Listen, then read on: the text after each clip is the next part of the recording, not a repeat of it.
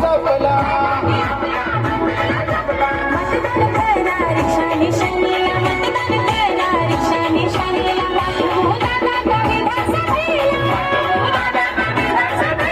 गोरगरिबांना दादा धार, गोरगरिबांना दादा धार, विकास नाही.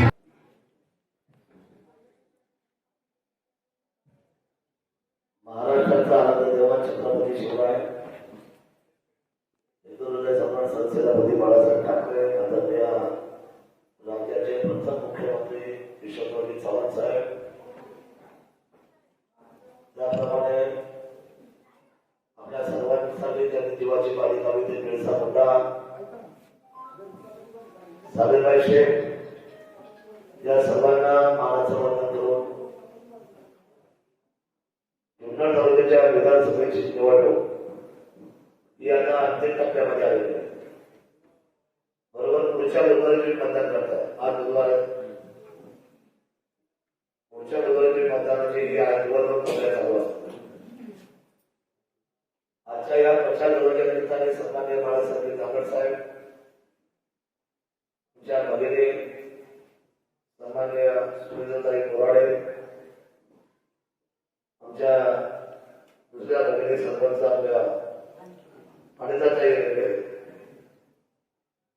त्याप्रमाणे आमच्या भगिनी आहेत ललिताताई पुढे, सन्मान्य आमचं त्या विभागाचं नेतृत्व दत्ताभाऊ गवारी, सन्मान्य रणुद्धाचे अशोकराव उपस्थित, या गावचे उपसरपंच, सर्व सन्मान्य ग्रामपंचायत सदस्य पोलीस पाटील, डुबळे,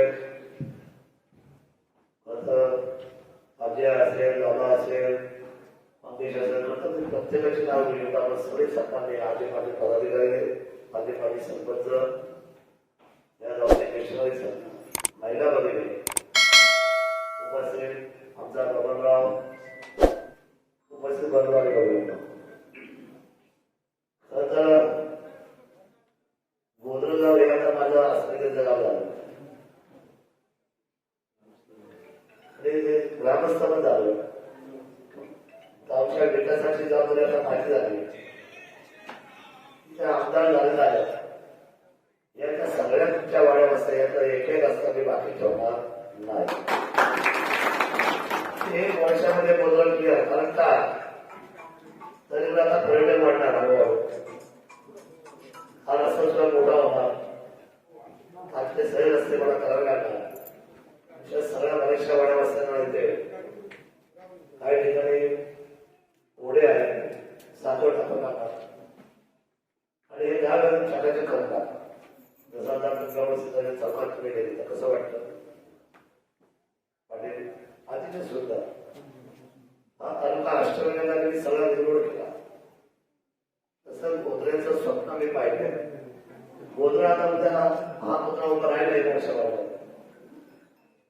तर गोदरचं नाव हे फक्त आता भारताच्या नकाशावर नाही, तर गोदऱ्याचं नाव आता फक्त या जगाच्या नकाशावर जाणार हे तुम्हाला मग काही सांगेल. हे शरद दादा गोदऱ्याचा एवढा पुतळा बांधला, त्याचा एका माणूस संचालकाकडे कष्ट घेत नाही, ही चूक आहे. गावचा एक माणूस तुमच्या ट्रस्टवर सतत राहणार आहे, पण तो कोण द्यायचा? लोकनियुक्त सरपंच द्यायचा का तुम्ही दरवर्षी गाव बैठक करून निर्णय करून द्यायचा? हे कोण ठरवणार? हे कोणी ठरवायचं? मला काय तुम्हाला आमच्या सुवर्ण समितीच्या ट्रस्टमध्ये जी ट्रस्ट मोठी होणार त्याच्यामध्ये तुम्ही निर्णय घ्यायचा का तुम्हाला लोकनियुक्त सरपंच पदाला सन्मान द्यायचा आहे? तर लोकनियुक्त सरपंच पदाला जर तुम्ही सन्मान दिला तर तो गावाचा सन्मान असतो, त्याचा तुम्ही विचार करा. असा प्रस्ताव माझा तुम्हाला लक्षात आणि म्हणून तुम्हाला कोणी ना कोणी काहीतरी सांगतं, ते काय ऐकायचं नाही. मी तुम्ही माझी थेट बोलायचे. अजून वेळ आहे, अजून समिती स्थापन केलेली, पण ती पूर्ण केली अजून नाही केली. ती आता पूर्ण तुमचा काम धंदा एक माणूस तुमच्या गावात पडले पुढं अजय काम करायला बाहेर जातात.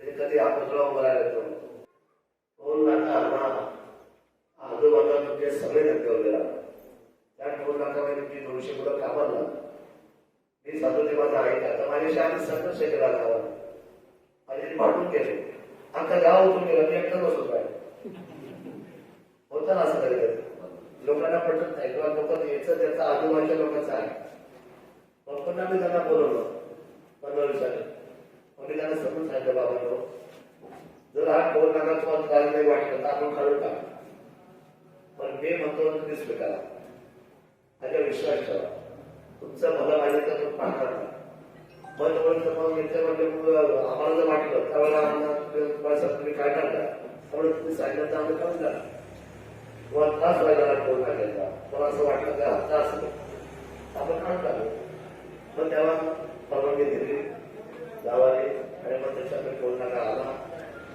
आणि 200 मुलं काम करतात 15,000 पासून तर 30,000 नंतर प्रत्येक मुलं पगार कुठं इथं कुठं गावाला इथं 15,000 घ्यायला लोकांना सांगायला जावं लागतं साहेब एकदा पगार द्या 15,000 पासून 30,000 पर्यंत 200 मुलांचा रोजगार ठेवला आजूबाजूची जी आमची जागा आहे ना तिथं 1 लाख रुपये मोठा भावचा होता म्हणजे आता 2 लाख आल्यापासून 20 लाख होता 20 लाख शिवाय भागामध्ये ज्याच्याला जागा आहे त्याने 1 2 3 4 5 गाड्या काढली एका टप्प्याला भाडं 10,000 किती 5 टप्पे तिथे झाले 50 रुपये काय हॉटेल झालं पोट पडलं 1 लाख भाडं वृंदावन आनंद हॉटेल श्रीराज तिथे पाटीलवाडा हे म्हणजे एक प्रगतीची लक्षणं असतात आणि ह्या गावाचं भलं मी पाहिजे मी कुठेही गाव घेऊ शकतो असतो काय ठरवलं माझ्या आदिवासी गावाचा हा जो पश्चिम भाग आहे हा मला स्वयंपूर्ण करायचा आणि आदिवासी गावाला सगळ्या गरीबाला नाही देत पैशाला पैशाचं मान काय करणार पैशाला कुठं काय गरीबाच्या परिस्थितीमध्ये बदल व्हायला बरोबर नाही आणि म्हणून हा निर्णय केला माझी विनंती आहे की आपण निवडणूक चालू ते माझ्या जरी सांगत नाही किती विकास करायला काय गावाला गोदरला पण नाही सांगायचं गोदरला एकच सांगायचं तुमच्याकडे जर हजारो कोटीचा पुरवठा आलाय आणि तुमचं जर गाव आता सगळ्या अडचणी इतक्या वर्ष पिण्याचं पाणी नाही रस्ते नाही काय नाही असं चाललं असं गावाला सगळ्यात प्रेरणा असेल तर या गावातलं एकही मत कुठल्याही विरोधकाला जाता कामा ते संधीबद्ध शरद सोडून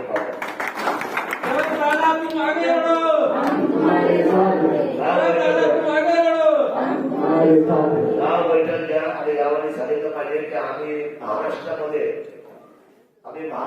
हे करून आपण आपल्या टीव्हीला बातमी आली पाहिजे गोंधळ्यामध्ये एकही मत राहिलेल्या सगळ्यांना 0 मताने शरदला 100% मत हे करू शकता तुम्ही जर शरद पक्षाच्या गावासाठी हजारो कोटी रुपयाचा पुढे आणू शकतो तर तुम्ही शरद त्या पाठीमागे हे करू शकता एकही मत बाहेर नाही त्यासाठी मी म्हणतो पाहिजे का तो एक रेकॉर्ड आहे तुमच्या गावात माझ्या गोंधळे गावामध्ये विधानसभेला 100% मतदान एकाच उमेदवार झालं त्याचं नाव आहे शरददादा सोनवणे दीक्षाच्या समोरचा मतदान आल्याच्या सभागी एक हाती मतदान झालं पण जर इंटरव्ह्यू लागला असेल 24 तास महाराष्ट्रामध्ये रेकॉर्ड झाला आणि जुन्नरच्या शिवमध्ये भोईमध्ये गोंधळ्या गावाने 100% मतदान शरद सोनवणेंना केलं हे नाव महाराष्ट्रात संधी आहे तुम्हाला पण जाऊन बोला सगळ्यांशी कोण गावाचं असं तुम्हाला हे बाबा आपलं गावचं बनवते गावणी यायला कर्तव्याचं बघून काय होतं बस तू राष्ट्रवादीचा आहे त्यांना कर्तव्य बस तू तुतारीचा आहे त्यांना कर्तव्य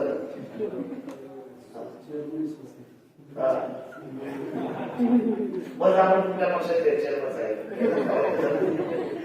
याला का करा हे केल्यानंतर तुमच्या गावाला तुम्हाला समजा झोपडे सुद्धा मुख्यमंत्री ओळखतील की हे गोंधळ गावाला आमच्यासाठी नाही तुमच्या गावासाठी तर करा जन्म एकदाच आहे तुम्हाला मला एकदाच आहे पण एकदा चांगलं काम करून मला सगळं काय होतं आणि ज्यांच्यासाठी तुम्ही मत द्यायला पाहिजे त्यांच्याला काय तुमची किंमत आहे मला माहिती आहे काय तेवढ्या पुढे राहणं या